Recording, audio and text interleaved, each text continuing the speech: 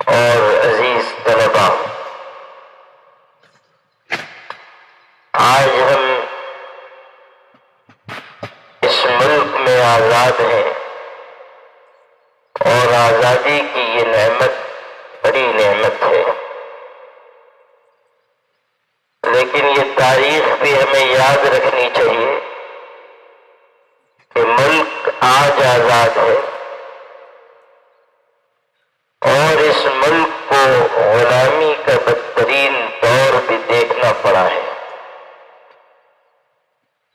انگریز 7 سمندر پار سے ہمارے اس ملک میں تجارت کے نام پر آئے تھے، ایسٹ انڈیا کمپنی کے نام پر تجارت کے بہانے سے اس ملک میں انگریزوں نے قدم رکھا اور پھر آہستہ آہستہ انہوں نے اس پورے ملک پر قبضہ کیا۔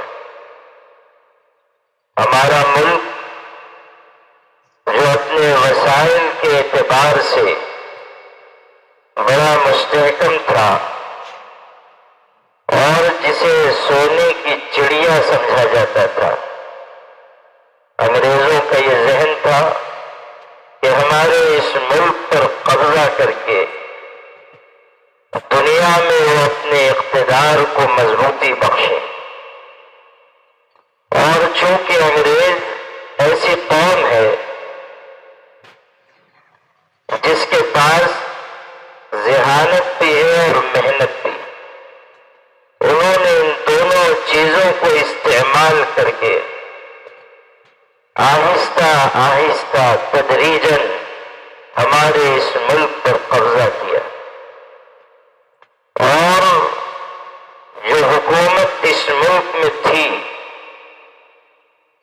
کچھ اپنی تدبیروں کے ذریعے اور کچھ لوگوں کو خرید کر ان کی وفاداریاں تبدیل کر کے اس حکومت کو کمزور کیا، اور ایک وقت آیا کہ اس ملک کی حکومت ختم ہو گئی، مغل بادشاہوں کا دور مٹ گیا، ان کی سلطنت تباہ ہو گئی اور اس ملک پر انگریزوں کا قبضہ ہوا،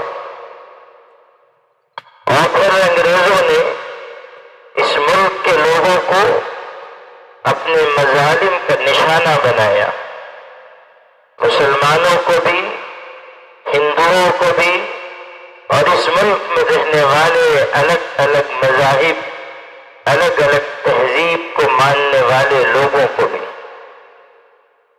انگریز کا مقصد صرف یہ نہیں تھا کہ اس ملک پر ان کا قبضہ رہے، انہوں نے اس کی کوشش کی کہ اس ملک میں اپنے مذہب کی تبلیغ کریں، عیسائیت کو پھیلائیں۔ اس کے لیے انہوں نے مشنریز کا استعمال کیا اور 7 سمندر پار سے مختلف مبلغین کو، ان کے مذہب کی تبلیغ کرنے والوں کو اس ملک میں بلایا گیا، انہیں موقع دیا گیا، مضبوطی عطا کی گئی، اور انہوں نے اس بات کی کوشش کی کہ اس ملک میں بسنے والوں کو اپنے مذہب کے رنگ میں رنگ دیں۔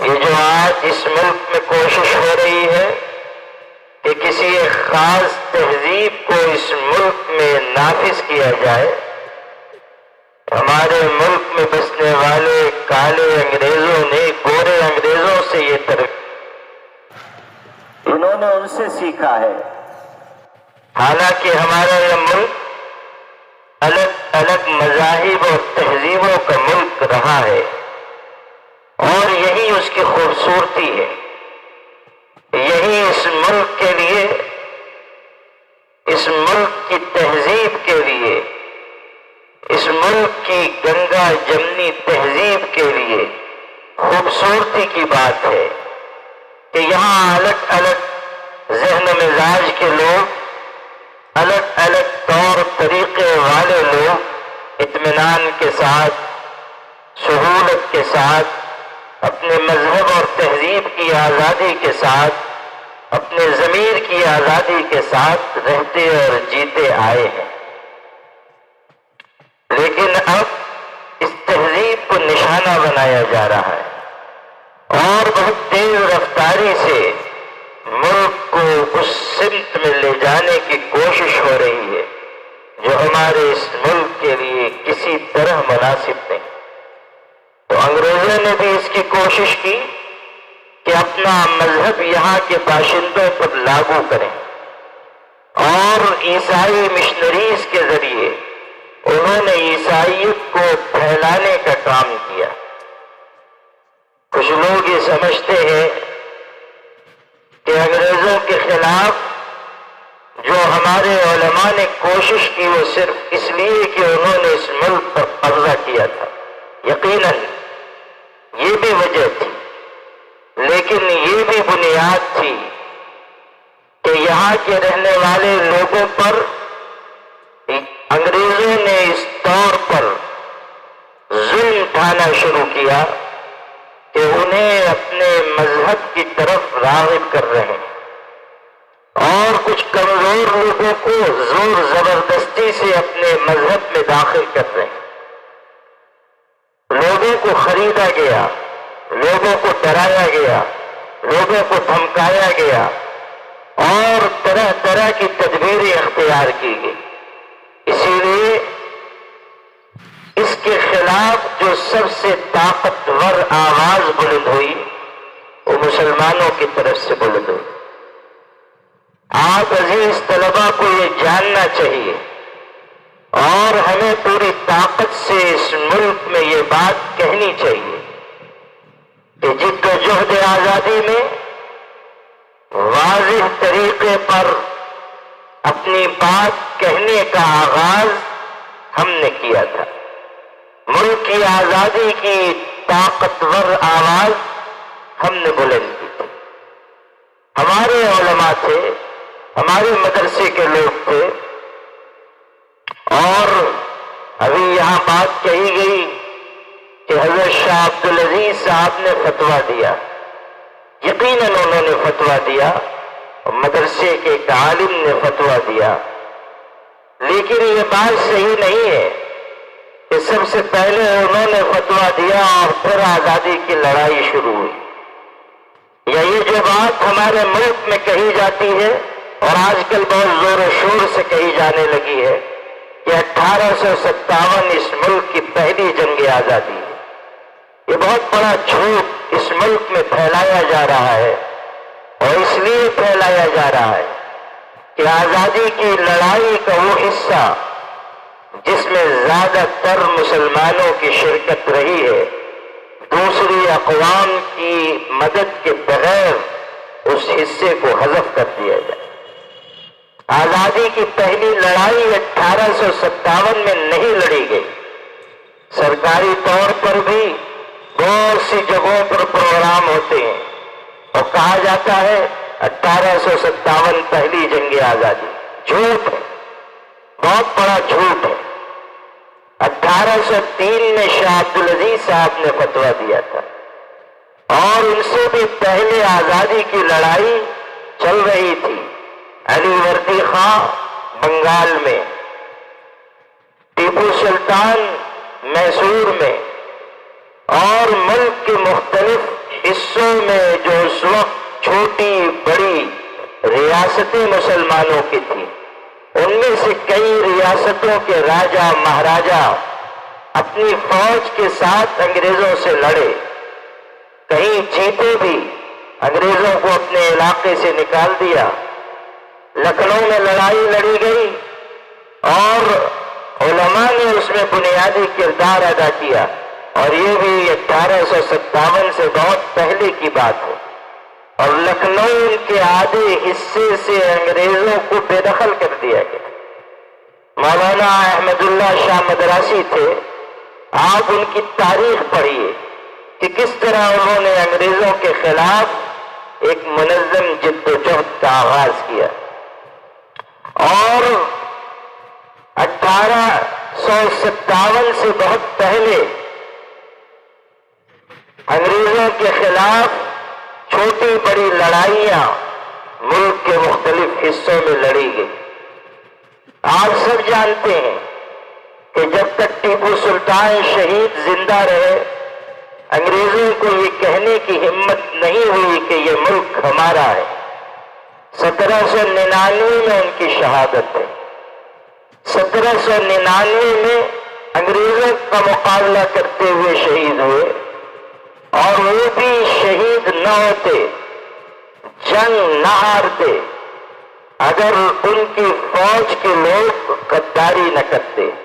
کچھ لوگ بک نہ جاتے، کچھ لوگ سونے چاندی کے عوض اپنے ضمیر کو گروی نہ رکھتے، لیکن اللہ کی طرف سے تقدیر یہی تھی کہ وہ جام شہادت نوش فرمائے، اور ملک ابھی آزادی کی منزل سے ذرا دور رہے۔ یہ اللہ کی تقدیر تھی اور پوری ہوئی۔ لیکن آپ سے یہ عرض کرنا چاہتا ہوں کہ 1799 میں یہ شہادت اور انگریزوں سے لڑائی اس بات کی علامت ہے کہ 1857 سے بہت پہلے آزادی کی لڑائی لڑی جا رہی تھی، اور اس میں بنیادی اور کلیدی کردار مسلمانوں کا تھا، ہمارے باپ دادا کا تھا۔ بعد کے دور میں ہمارے ہندو بھائی بھی بڑی تعداد میں شریک ہوئے، اور گاندھی جی کو مسجد میں لا کر مسلمانوں کے درمیان متعارف کرا کر ایک سوچے سمجھے منصوبے کے تحت آزادی کی لڑائی کو ایک رخ دیا گیا، اور اس کے بعد دونوں قومیں، ہندو بھی مسلمان بھی، بڑی تعداد میں آپس میں مل جل کر انگریزوں سے لڑتے رہے۔ یہ اس ملک کی خوبصورتی ہے کہ جب وقت پڑا اس ملک پر تو ہم نے کوئی بھید بھاؤ نہیں کیا، ہم نے مذہب کی بنیاد پر کوئی دیوار نہیں کھڑی کی۔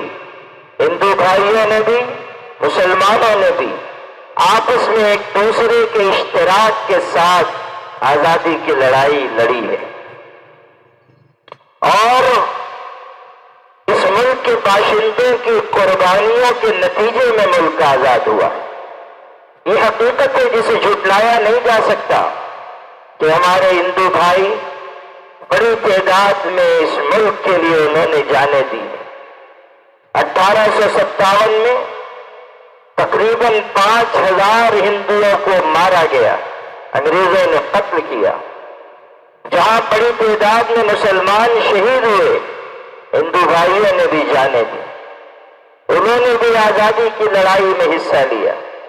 ہاں، یہ بات ضرور ہے کہ جو لوگ آج اس ملک میں فرقہ پرستی کی بات کر رہے ہیں، اور جو لوگ آج اس ملک پر اپنا بہت بڑا حق بتاتے ہیں، اور سب لوگوں کو دیش بھکتی کا پاٹ پڑھاتے ہیں، جو لوگ آج اس ملک میں لوگوں کو وفاداری کا سرٹیفکیٹ تقسیم کرتے ہیں اور یہ بتاتے ہیں کہ ہم صحیح اور باقی سب غلط، ہم وفادار باقی سب غدار، یہ لوگ آزادی کی لڑائی میں ان کے باپ زیادہ شریک نہیں ہوئے۔ آج چاہے جتنی بڑی بڑی بات کی جائے، لیکن یہ آزادی کی لڑائی میں شریک نہیں تھے۔ آج چاہے جتنا اپنے آپ کو پاک صاف ظاہر کریں، حقیقت بدل نہیں سکتی۔ کہتے ہیں نا کہ کوا چاہے جتنا نہا دھو لے پگلا نہیں بن سکتا، تو یہی صورتحال ان کی بھی ہے کہ یہ چاہے 25 دفعہ بھی صابن سے نہائے، لیکن ان کے اوپر جو داغ لگ چکا وہ مٹنے والا نہیں۔ انگریزوں کے ساتھ کون لوگ کھڑے ہوئے تھے اور انگریزوں کے مقابل کون لوگ کھڑے ہوئے تھے، یہ دنیا جانتی ہے۔ اور کون لوگ تھے وہ جنہوں نے انگریزوں سے معافی مانگی، جیل سے ڈر گئے، انگریزوں کے اقتدار سے ڈر گئے، خوف زدہ ہو گئے۔ کون لوگ تھے جنہوں نے ہمارے ملک کے پرچم کو اپنا پرچم نہیں مانا، ہمارے ملک کے جھنڈے کو اپنا جھنڈا تسلیم نہیں کیا، یہ سب وہ حقیقتیں ہیں جو ہماری نگاہ کے سامنے ہیں۔ آزادی کی لڑائی بہت پہلے سے شروع ہوئی اور 1947 تک 15 اگست 1947 تک جاری رہی۔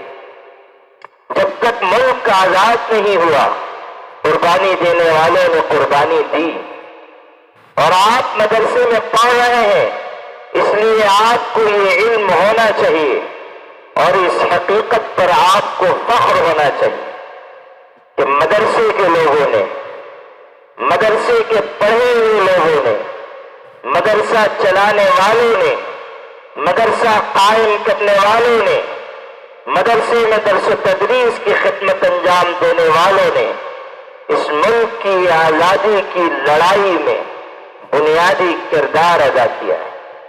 ہم سر اٹھا کر اس ملک میں کہتے ہیں کہ ہمارے باپ دادا تھے جو جیل گئے، ہمارے باپ دادا تھے جنہوں نے کالا پانی کی سزا جھیلی، جزائر انڈمان و نکوبار میں قید کیے گئے، ہمارے باپ دادا تھے جنہوں نے مالٹا کی جیل کو آباد کیا، ہمارے باپ دادا تھے جنہوں نے مکمل آزادی کا تصور اس ملک کو دیا۔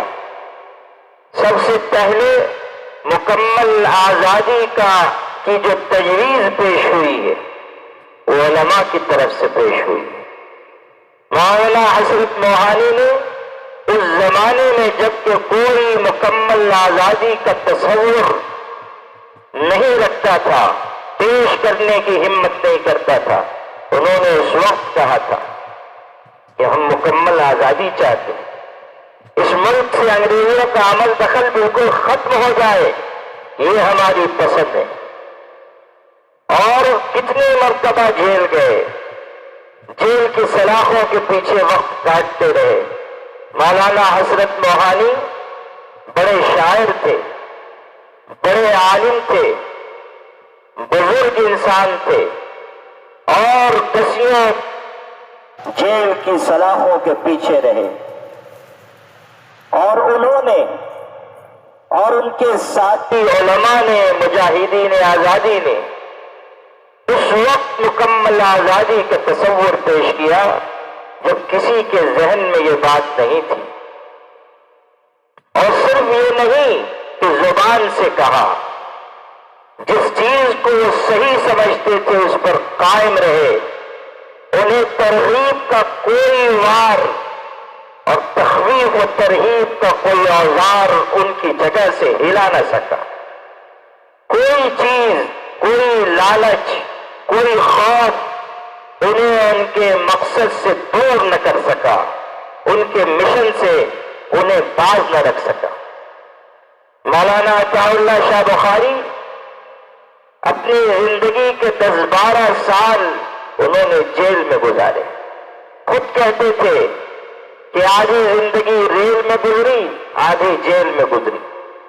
جب جیل سے باہر ہیں سفر کر رہے ہیں، اور انگریزوں نے پکڑا، جیل میں ڈال دیا، اور ایسے زبردست خطیب تھے کہ لاکھوں کے مجمع کو مٹھی میں لے لیتے تھے، اور ان کی تقریروں نے ملک میں مشرق سے لے کر مغرب تک، شمال سے لے کر جنوب تک آزادی کی آواز بلند کرنے میں اور لوگوں کے دل میں آزادی کی لڑائی لڑنے کے لیے جذبہ پیدا کرنے میں بنیادی کردار ادا کیا۔ ایک اکیلا شخص ہے جو اس ملک کے مشرق مغرب، شمال جنوب ہر جگہ پہنچتا ہے اور اپنی پرجوش تقریروں کے ذریعے لوگوں کو انگریزوں کے خلاف کھڑا کرتا ہے، اور جب انگریز قید کرتے ہیں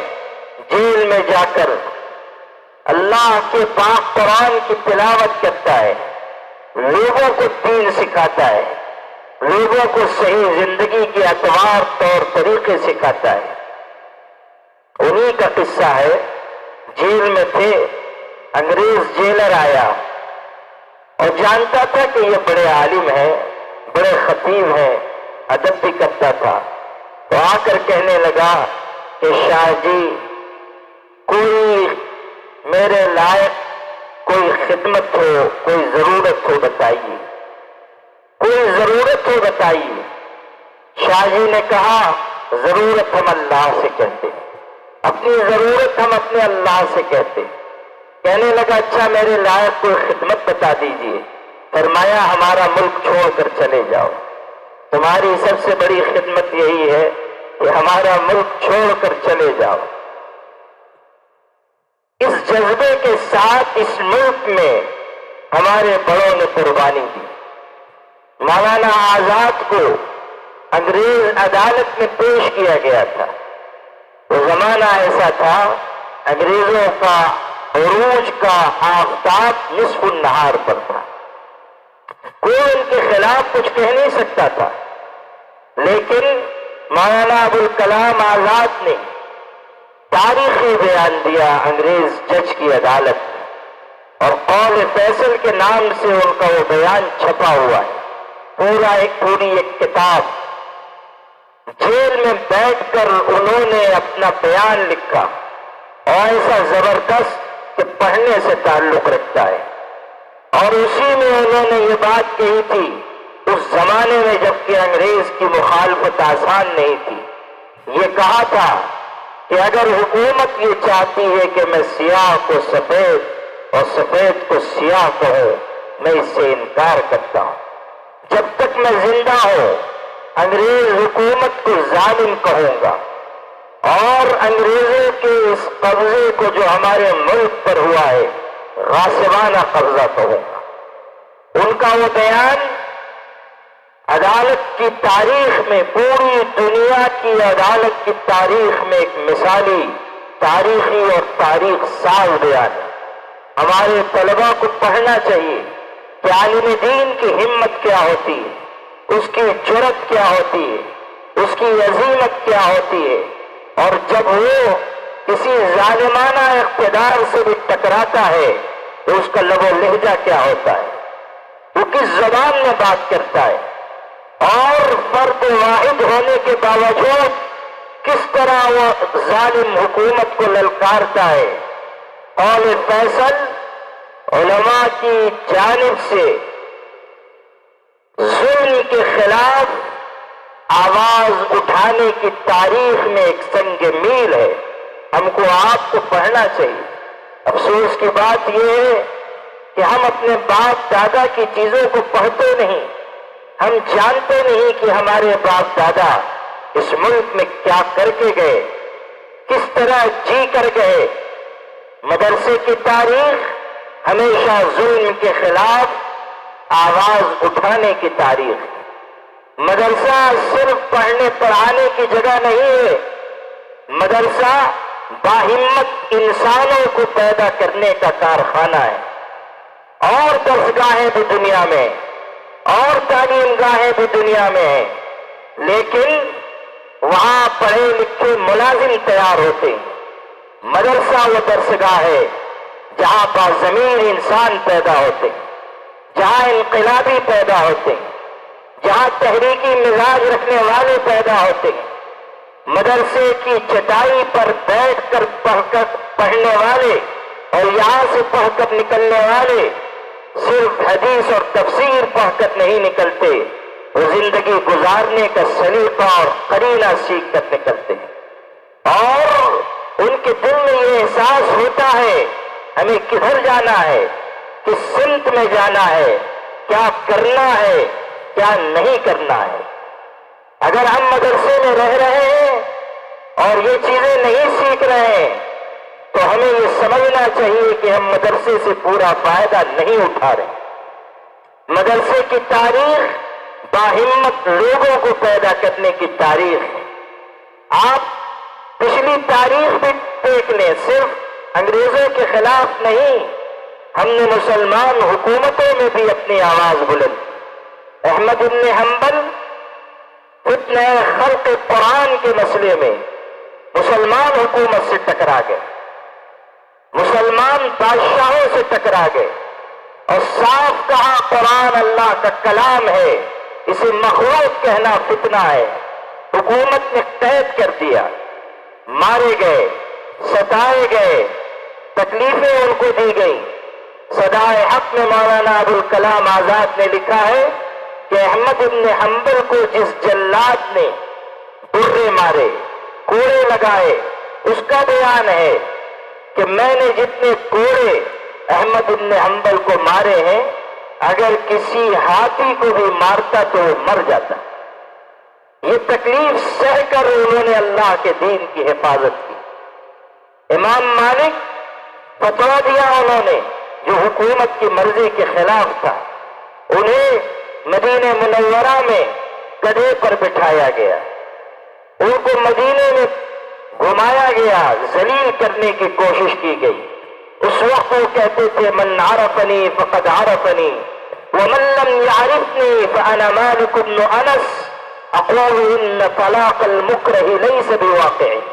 یہ ہماری تاریخ ہے، اعلان کر رہے ہیں کہ جو مجھے جانتا ہے سو جانتا ہے، جو نہیں جانتا وہ جان لے کہ میں مالک ابن انس ہوں۔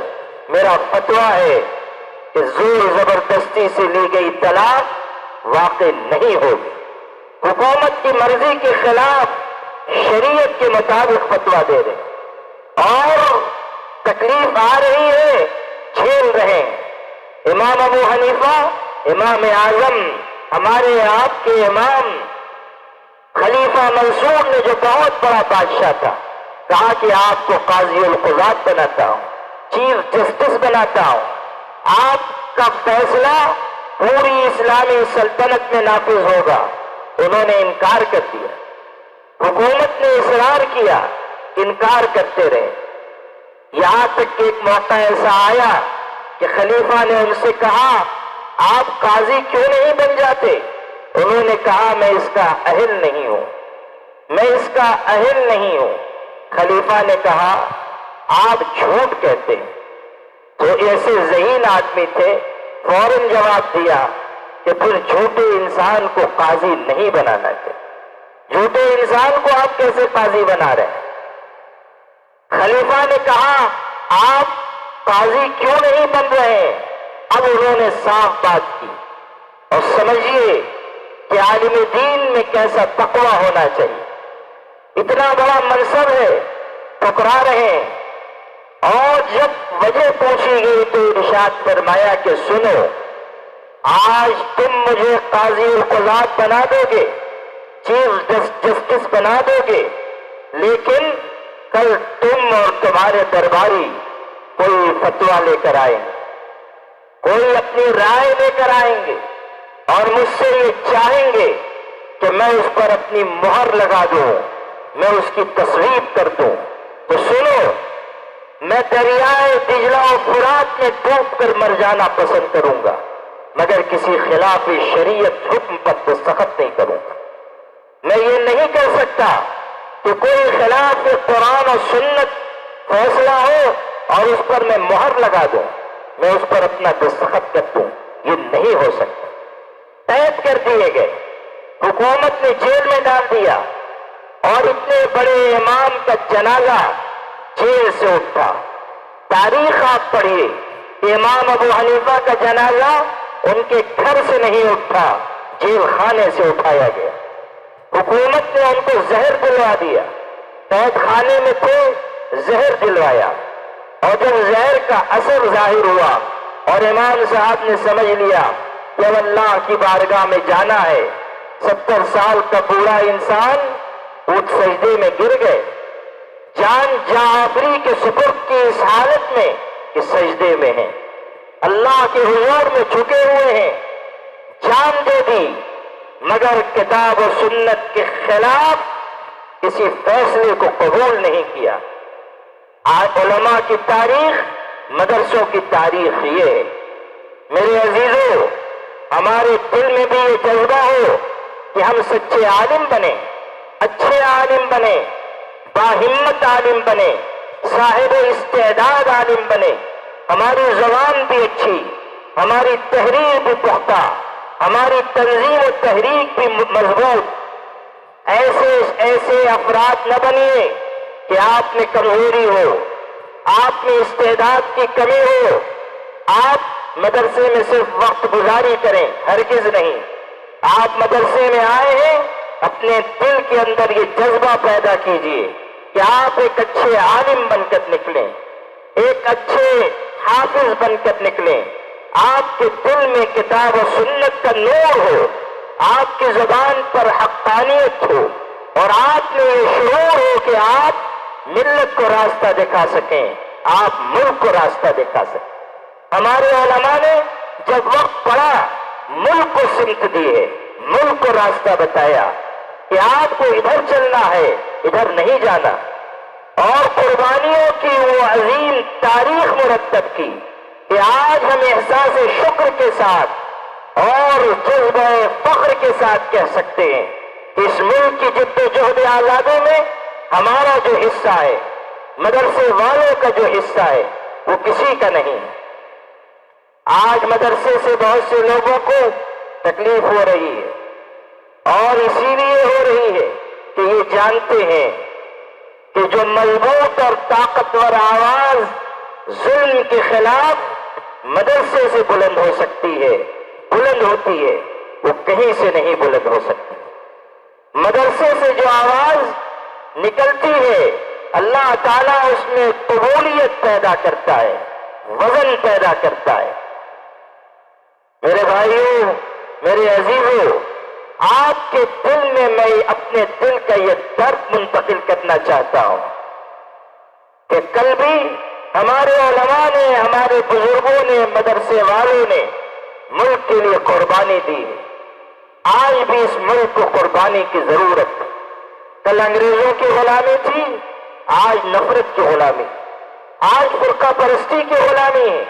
آپ دیکھ رہے ہیں کہ نفرت کا زہر اس درجے پھیل رہا ہے کہ لوگ چلتی ہوئی ٹرین میں مسلمانوں کو گولی مار دے رہے۔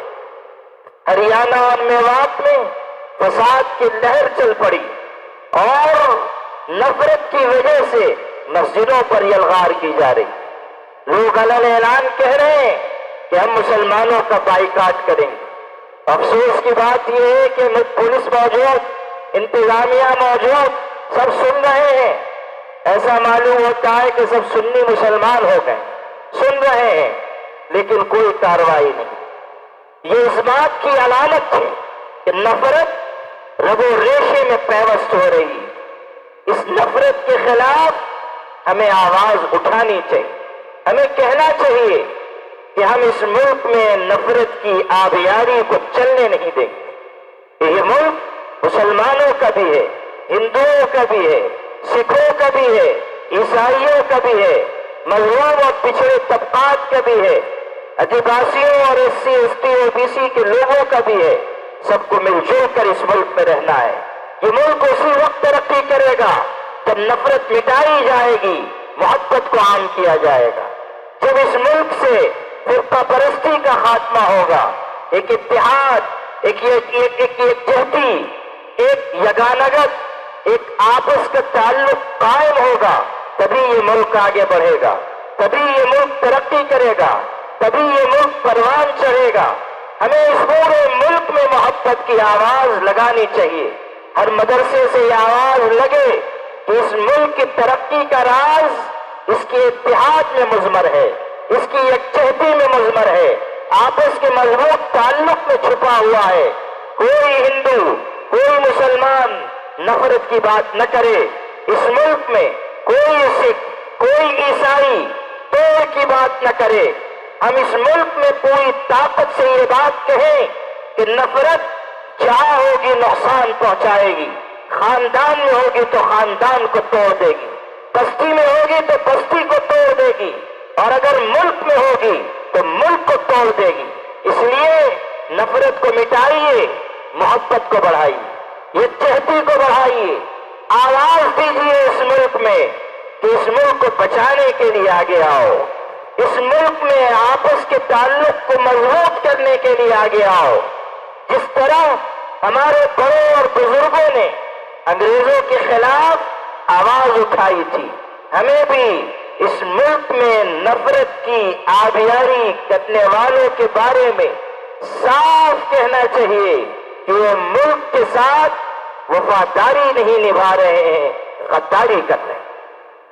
میرے عزیزوں، آزادی کی جد و جہد بہت طویل رہی ہے اور بہت زرین تاریخ۔ ایک حصہ اس میں سے ضرور اور عرض کرنا چاہوں گا، اور اس لیے تاکہ آپ میں علم کا شوق پیدا ہو۔ ہمارے بزرگوں نے جب آواز لگائی ملک کو آزاد کرنے کی تو ان پر مصائب کے پہاڑ توڑے گئے، ظلم کے پہاڑ توڑے گئے۔ انگریزوں نے جیل کے سلاخوں کے پیچھے ڈالا، اور انگریز کی جیل آج کل کی جیل کی طرح نہیں تھی۔ آج کل تو ماشاءاللہ VIP جیل ہوتی ہے، لوگ جاتے ہیں، مرغے کھاتے ہیں، ٹی وی دیکھتے ہیں، پاؤں پسار کے آرام کرتے ہیں۔ بلکہ بعض جیلوں میں جو اس طرح کے حضرات ہوتے ہیں ان کی تو باضابطہ مالش بھی کی جاتی، اس کی تصویریں بھی عام ہو چکی۔ تو ایسی VIP جیلیں اس وقت نہیں تھی، اس وقت بڑی کٹھنائیاں تھی۔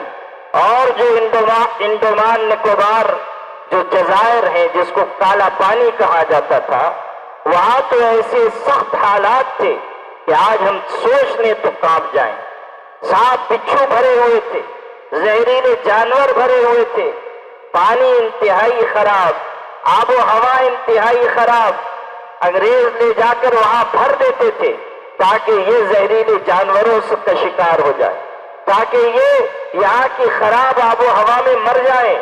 کتنے لوگ شہید ہو گئے، کتنے ہمارے علماء انہوں نے جانیں دے دی، کتنے ہمارے علماء وہاں گئے تو مگر واپس نہ آ سکے، اور کتنے کتنے سال تک وہ ان جزائر میں لوگوں نے اپنی زندگی کاٹی ہے۔ جزائر انڈومان میں، نکوبار میں، پھر مالٹا کے جزیرے میں۔ آپ کو جو حصہ سنانا ہے وہ یہ کہ جو علماء ہمارے قید ہوئے تھے انڈومان اور نکوبار میں، ایسے سخت حالات ہیں، سانپ بچھو ہیں، زہریلے جانور ہیں، آب و ہوا خراب، انگریزوں کا ظلم اس پر مستعد، لیکن اس ماحول میں بھی ہمارے علماء نے علم سے اپنا رشتہ جوڑے رکھا، اور وہاں قید میں رہتے ہوئے بہترین کتابیں لکھی، بہترین تصنیفات پیش کی۔ ہمارے مدرسوں میں صرف کی کتاب پڑھائی جاتی ہے، مشہور کتاب ہے علم الصیغہ۔ آپ کو معلوم ہونا چاہیے کہ اس کے مصنف مفتی عنایت احمد کاکوروی نے یہ کتاب انڈومان اور نکوبار میں لکھی۔ کالا پانی کی سزا جھیل رہے تھے، قید میں ہیں، وہاں انہوں نے یہ کتاب لکھی۔ سیرت پر کتاب لکھی، تواریخ حبیب الہ، سیرت پر بہترین کتاب لکھی، وہیں قید خانے میں لکھی، جیل میں لکھی۔ مفتی عنایت احمد کاکوروی مجاہد آزادی تھے اور انگریزوں کے خلاف لڑتے رہے، وہاں بھی گئے، علمی کام کیا۔ تقویم البلدان نام کی ایک کتاب، اس کا ترجمہ ایک انگریز کی خواہش پر انہوں نے کیا۔ 2 سال تک محنت کی، انگریز کی فرمائش تھی، کوئی حاکم تھا، کوئی بڑے عہدے پر فائز تھا، اس انگریز نے ان سے کہا، وہیں انہوں نے جیل خانے میں اس کا ترجمہ لکھا، اور اتنا نفیس ترجمہ کیا کہ اسی ترجمے کی بنیاد پر کئی سال کے بعد انہیں وہاں سے رہا کیا گیا۔ مفتی عنایت احمد کاکوروی اپنے علمی کام کی وجہ سے انگریز کی جیل سے آزاد ہوئی، کالا پانی سے آزاد ہوئی، اور پھر اللہ نے انہیں موت بھی کیسی دی۔ جا رہے تھے حج کرنے کے لیے، اس زمانے میں پانی کا جہاز ہوتا تھا، جا رہے تھے، احرام کی حالت میں تھے، اور جہاز راستہ بھٹک گیا، ایک چٹان سے ٹکرا گیا اور جہاز ٹوٹنے لگا۔ احرام کی حالت میں سجدے میں چلے گئے اور اسی حالت میں سمندر میں ڈوب گئے، گویا کہ حج کے مبارک سفر میں احرام کی حالت میں شہادت کی موت پائی۔ اللہ کو اس شان، اللہ کی بارگاہ میں اس شان سے گئے کہ شہادت کا اعزاز حاصل ہوا۔ حضرت شیخ الہند مولانا محمود حسن دیوبندی رحمۃ اللہ علیہ مالٹا میں قید کیے گئے، مولانا حسین احمد مدنی ان کے ساتھ تھے، مولانا عزیر گل ساتھ تھے، حکیم نصرت حسین ساتھ تھے، حکیم صاحب کا تو انتقال بھی وہی ہوا، وہی مدفون ہوئے۔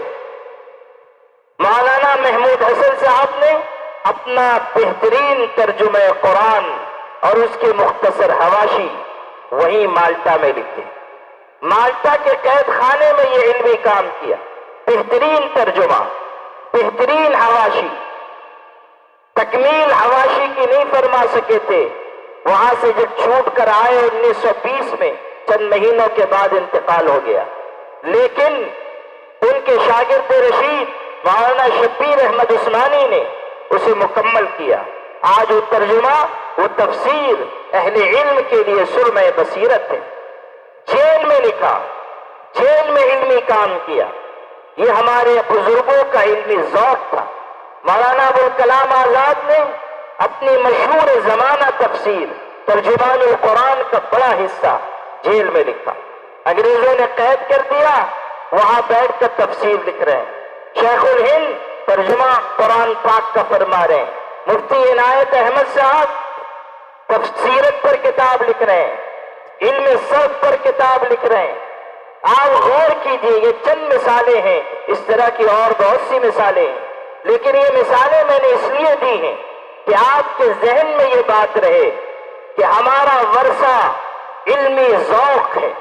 ہمیں ہر حالت میں علم سے تعلق رکھنا ہے، چاہے حالات اچھے ہو یا برے، چاہے ماحول سازگار ہو یا ناسازگار، علم کا ذوق زندہ رہے، تابندہ رہے۔ علم کا ذوق ہمارے ساتھ جڑا رہے جب تک ہم جئیں، علم کے ساتھ جئیں، کتابوں کے ساتھ جئیں، مطالعے کے ساتھ زندگی گزاریں۔ ہماری زندگی کا اول و آخر مقصد علم دین کی شمع کو روشن رکھنا ہے، اور علم کے لیے مثل شمع اپنے آپ کو پگھلانا ہے۔ علم کے لیے اپنے آپ کو مشقتوں کے مرحلے سے گزارنا ہے۔ علم ہمارے لیے اعزاز ہے، دنیا میں بھی اور آخرت میں بھی۔ علم ہمارے لیے تمغہ امتیاز ہے، اس جہاں میں بھی اور اس جہاں میں بھی۔ علم ہمارے لیے رفعت و سربلندی کا ذریعہ ہے، اس فانی دنیا میں بھی اور باقی رہنے والی آخرت میں بھی۔ یرفع اللہ الذین آمنوا منکم والذین اوتوا العلم درجات۔ درجے کی بلندی انہیں ملے گی جو علم والے ہیں، جو صاحب علم ہیں۔ اس لیے مجاہدین آزادی کی تاریخ سے یہ حوصلہ بھی اپنے اندر پیدا کریں کہ ملک میں ہمارے جیسے بھی حالات ہو، ہمیں ہر قیمت پر علم سے اپنا رشتہ جوڑے رکھنا ہے، استوار رکھنا ہے، تابندہ رکھنا ہے، اور علم کے لیے جینا ہے، علم کے لیے جان دینی ہے۔ ہمارا مقصد زندگی کتاب و سنت کے علم کو عام کرنا، پھیلانا، دنیا کے انسانوں تک پہنچانا ہے۔ الا فلیبلغ الشاہد الغائب۔ جس تک پہنچ چکا یہ علم، یہ پہنچائے ان لوگوں تک جہاں یہ علم نہیں پہنچائے۔ میرے عزیزوں، آزادی کی لڑائی لڑی گئی، ملک آزاد ہوا، ایک آزاد ملک میں ہم سانس لے رہے ہیں۔ اس آزادی کی نعمت کی ہمیں قدر کرنی چاہیے، اور اس آزادی کی نعمت پانے پر اللہ تعالیٰ کا شکر ادا کرنا چاہیے، اور کوشش کرنی چاہیے کہ ہم اس ملک کو موجودہ حالات کے تناظر میں ہم اس ملک کے لیے بیش قیمت کارہائے نمایاں انجام دیں۔